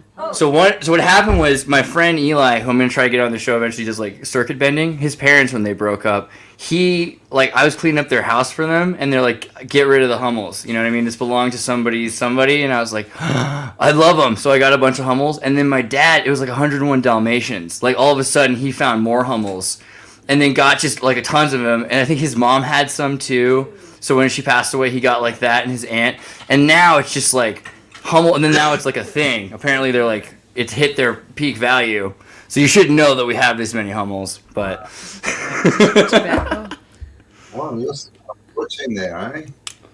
He's got a lot of crazy. Is that tobacco or is that? Got some crazy stuff. I would never sell. I'm a hoarder like my father. I would never sell them. That's the thing. I would never sell the Hummels. I'll make movies about them. I want to make a whole series like Mr. Rogers, but I wouldn't never. Do you still have the plasma tubes there that you were showing before? Those electroplasma tubes? Oh no, they're not in this house. They're in my mom's house. I'll find those before I leave, and I'll show you those too. Actually, he might have something. I'll ask him tomorrow because he's asleep. But he might have another thing like that as well. Yeah, because the thing is also the Santa Cruz flea market. As kids, we would go and pick up all kinds of crazy stuff. So we have like capacitance disc players from like arcades from the 70s that played 3D Japanese movies and things like that. Just there's all because nobody cared. It was like the flea market, right? So trying to stack up a bunch of nonsense. That's one of the reasons like I was working at NASA, is because I had like tape players and knew how they worked. I was like, we could easily fix that. There's no problem, you know.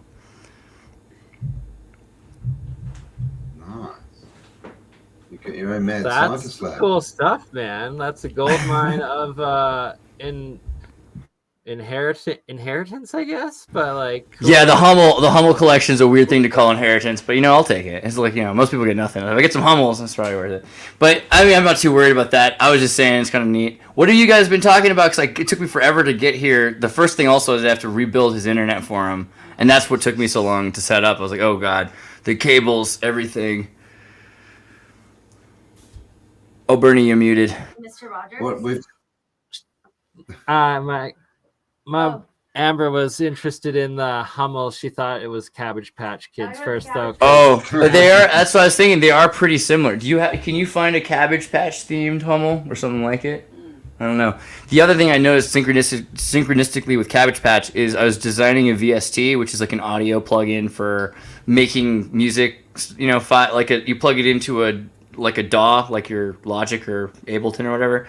Anyway, software is called Cabbage, and you make them into patches. So Cabbage Patch came back up again. So there's going to be a bunch of Cabbage Patches in music making recently. So I don't know what it is, but it seems like the baby fact. And you guys, Campbell, did you see the Ecto Lab video about the 30,000 baby synthetic? What do you think about that, man? Yeah. It's just bizarre, isn't it?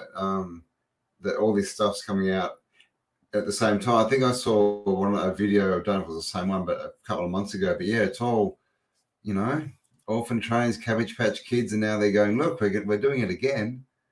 I mean, and at the same time, the whole, no one's men can have babies now, right? Yeah, you can have a womb. Just go and buy one down the shop. You can have a baby for a man.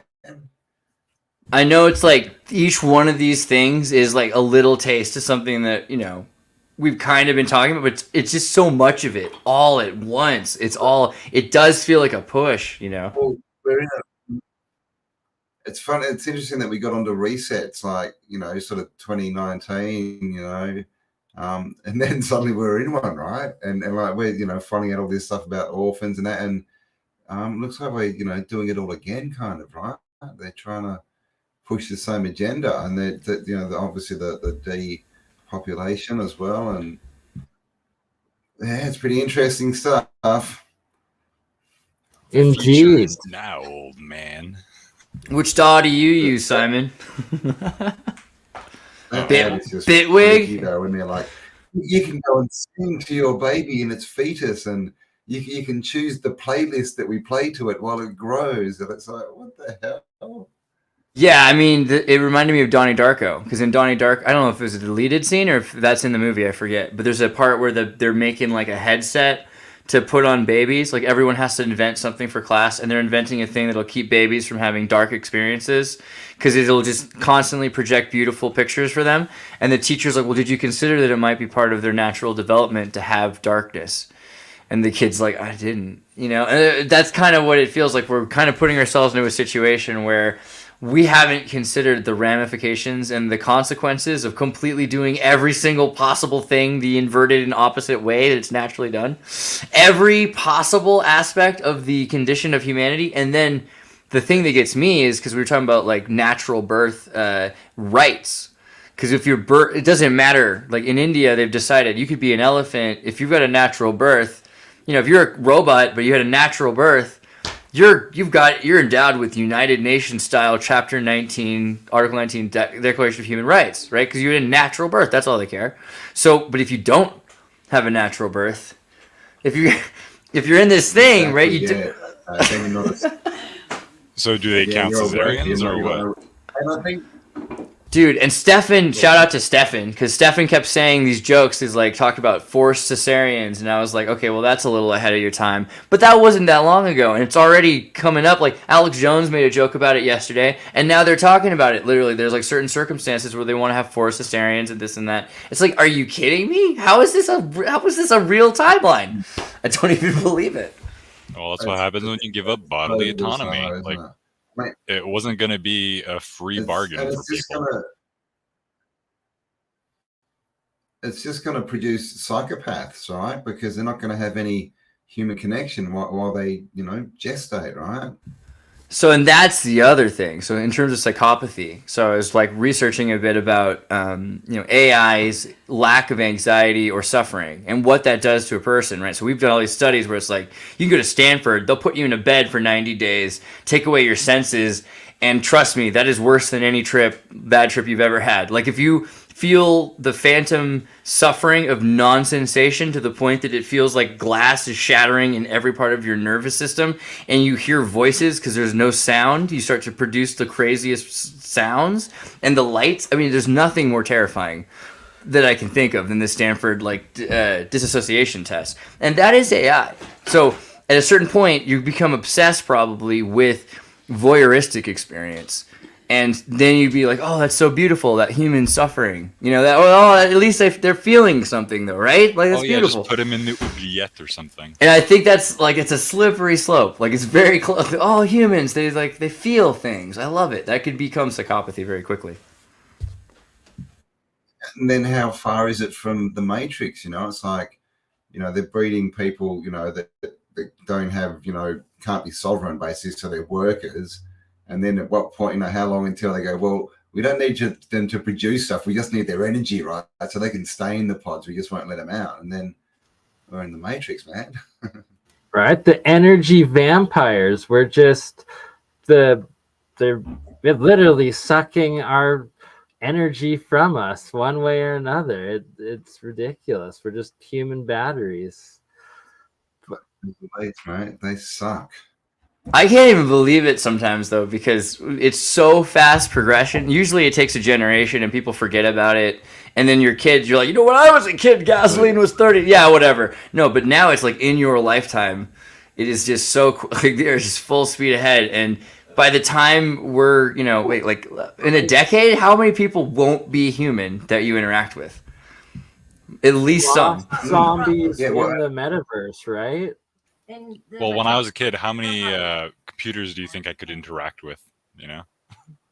Man, I don't know. I interacted with a lot of computers, so I don't know. I know in certain places in the world, like Julian Assange, he got to interact. Some people were kept from the internet to this day. There are people, right, that still use dial-up in parts of the United States. I think it's like 40% of the United States still has dial-up, like in Louisiana and places like that. So yeah, it exists.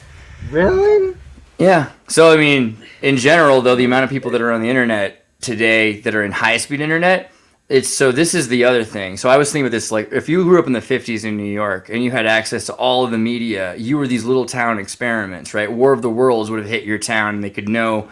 These days, though, it's not like rerun culture. Everything's rolled out at the same time, except for if you're from somewhere that already had it in the 80s. If you the internet culture was already at universities, people had Napster with T3 lines 40 years ago. You had Nutella networks. So these university towns seeded exactly, and that culture spread through the universities where they could control it. So Are you familiar with Betty Crocker, like the story of the character Betty Crocker? Because she like burnt her buns. What was the deal? Tell me. I don't know. Okay, so the company need to sell this stuff, and so they created the character Betty Crocker, and so every town they would have someone from that town go on the radio and play Betty Crocker. So it was not one person, and they would all have the local accent. Oh, Dread Pirate Betty Crocker. I like it. So yeah, it falls into the same category of trying to like. I like it. Microcosms of society. We need to do that.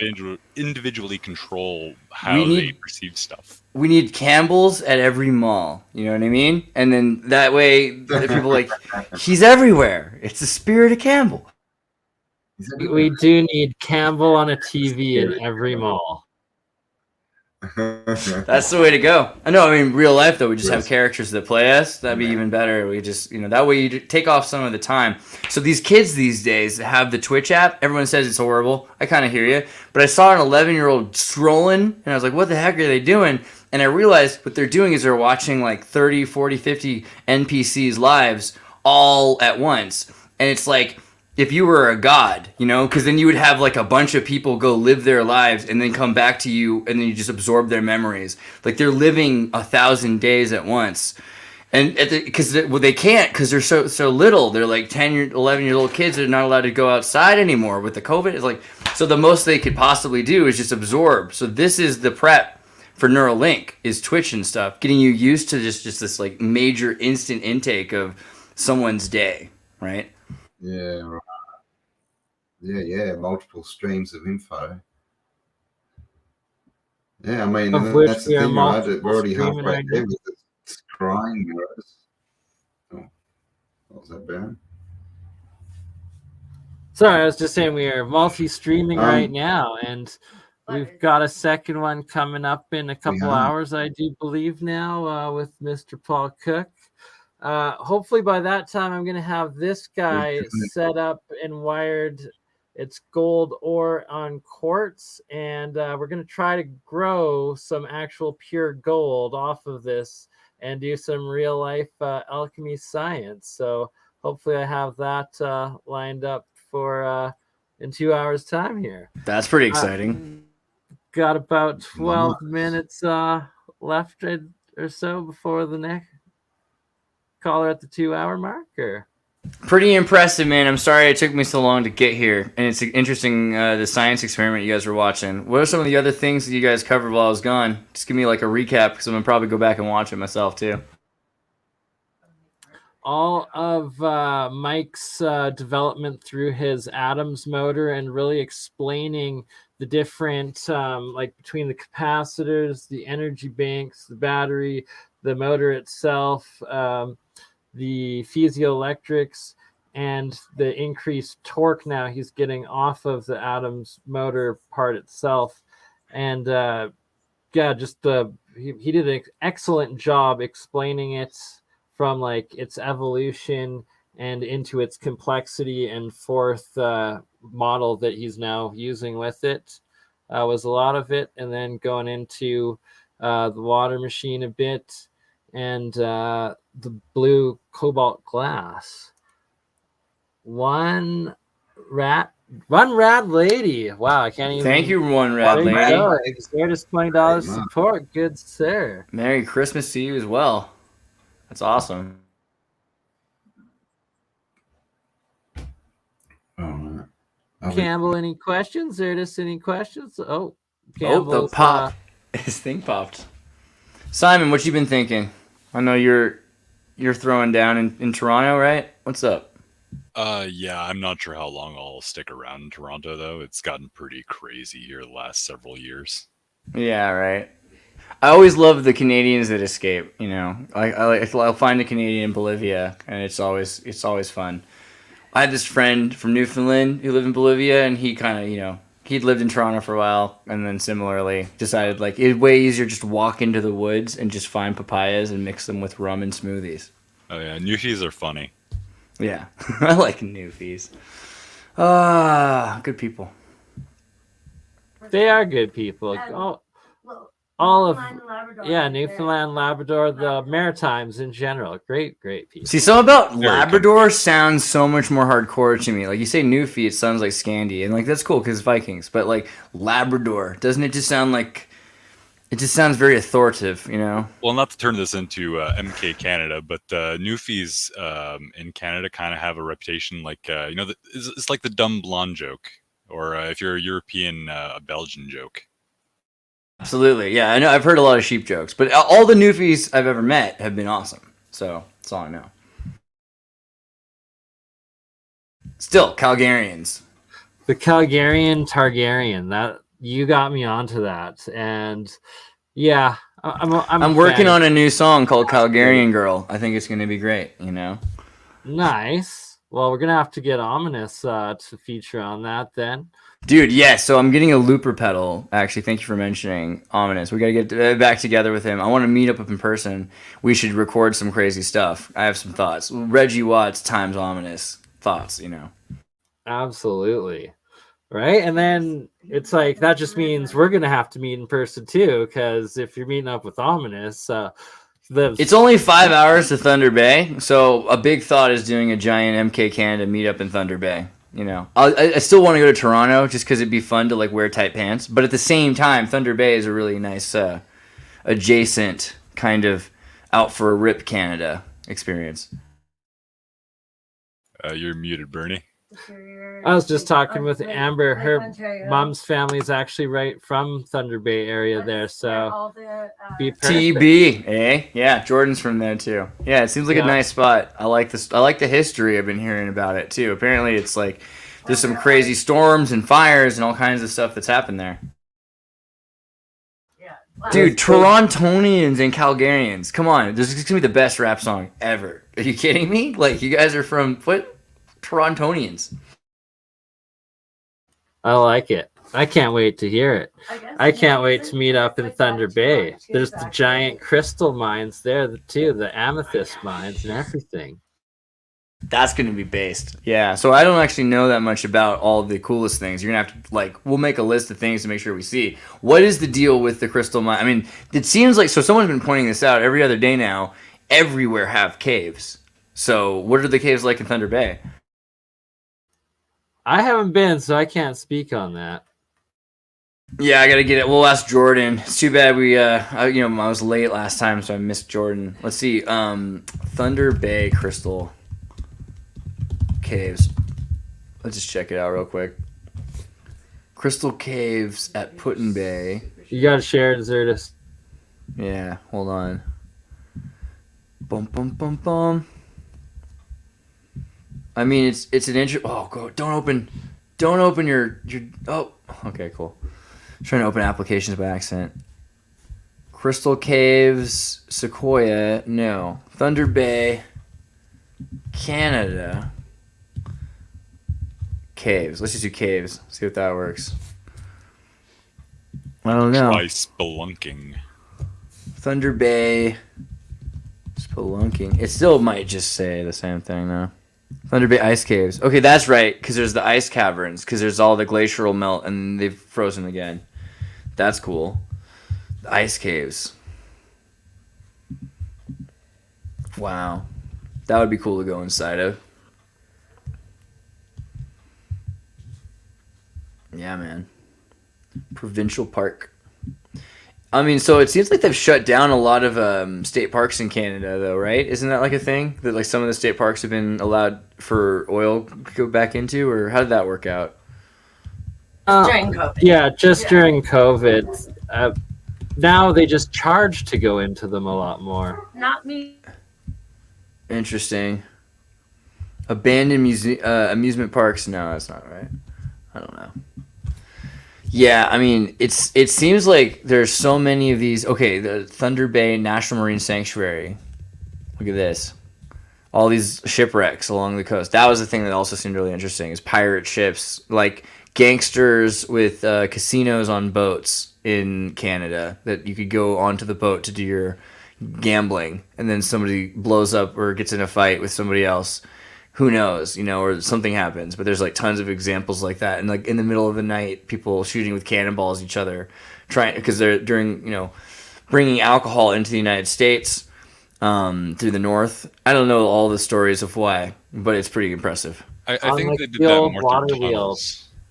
More in Toronto? That makes sense too, because Toronto is gangster. Everything about tunnels. Oh, in tunnels. They had underground tunnels that would go underneath the border, and they would smuggle in beer and whiskey and stuff. Underground. This was Canada's only known underground weed smoke. I don't care, but it was cool. They had a weed smuggling tunnel, subterranean. Only known one. Keyword. That's the thing. They're discreet up there, bud. Yeah. Tunnel in Arizona. That's pretty sweet. I know it's unrelated, but who's to say we needed to be all about Canada? Look at Sarajevo. Look, Croatian tunnels. That's impressive. Like, I don't know if you're familiar with the brand Sleeman's. They were known specifically for illegal alcohol during Prohibition. Sleeman's? I only know Siemens. Sleemans, I think. Okay. Sleeman breweries. That's cool. Yeah, apparently you could like make the right deals, and you could have a bunch of alcohol sitting around so long as if you sold it, boiled it to make it non-alcoholic or something. So they got away with keeping alcohol, making alcohol, and then transporting alcohol under the label of being non-alcoholic sometimes. But I don't know if this is the same for these guys. Sapporo and Maclay Ale. Oh, they just bought them probably. Sleeman's good brew. Interesting. Yeah, this feels like that 70s show episode. Now we're studying like the Canadian beers, but I had some pretty good Canadian beer that had champagne yeast in it. I'll definitely give you guys credit where due. Oh, I'm from the land of like microbrews, so yeah. If you ever want something good, go to Quebec. That works too. I mean, California. To be fair, the Pacific West Coast has we have a lot like Elysian and stuff has become. But I guess all the microbrews become macro brew also. Well, what we have is basically every convenience store is a beer store, and you'll have just entire walls. And then you'll have actual beer stores where you enter and it's nothing but various brews, like hundreds and hundreds of varieties, and they're all weird. So. Dude, Quebec beer. I gotta admit, the French culture is just...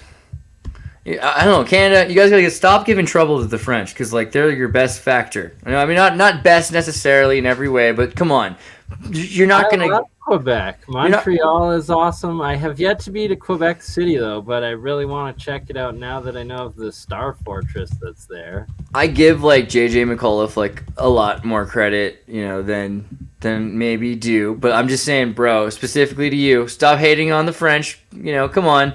Who cares if they're not like an actual like represented minority and they're just sort of like an imposed prognostic culture for Canada? They come with brie and baguettes. I mean, I think with Alberta starting to emulate Quebec more, I think the relationship between the two is going to actually strengthen, oddly enough. I could see that. Yeah, Canada, I mean, that's the thing, because the French culture in Canada is, if it's a forced thing, I mean, that's what Canada loves all to do, is forced culture. I mean, you're not wrong. I've heard entirely too much Nickelback on the radio to argue against each other. But they're nice guys. I can't even hate on Nickelback. Oh, no, it's just because in Canada you have a minimum amount of airtime that has to be Canadian content, so functionally that means Russian Nickelback. Yeah, I know. I'm thinking about converting. I mean, you don't have to get like... You don't have to like clip part of your Canadian or anything to be Canadian. Like, as long as it's easy to transform. If they just guarantee airtime for being Canadian, that seems like a good deal. I mean, it's what they're trying to do with the internet now, and it's basically going to destroy all your favorite Canadian content creators. So. I'm going to make them all come on MK Canada, though. See? Because C11. Just going to bring them all across the border. Just refugees from Canada. Yeah. We're I'm just sure gonna that's gonna go well. multi-stream to everything. It's gonna be great. It already is getting great. All right, so we're at the 2-hour mark. Should probably shut her down as I gotta get some experiment action ready for the next one, and we will be back live, I believe, in 2 hours' time. Good Campbell, sir. And Xirtus, if you're up, you're free to join. Campbell, I think you're muted, brother. We can't hear you. Oh, am I better? There we now? go. I'm back. Yes, There 2 we go. hours. Yes. God, I've been saying all this wisdom and you didn't get to hear it. God. Oh well. You missed it Maybe all, next time. Campbell. I felt it. I was like, there was a good vibe You there. felt it? All right, nice. Okay.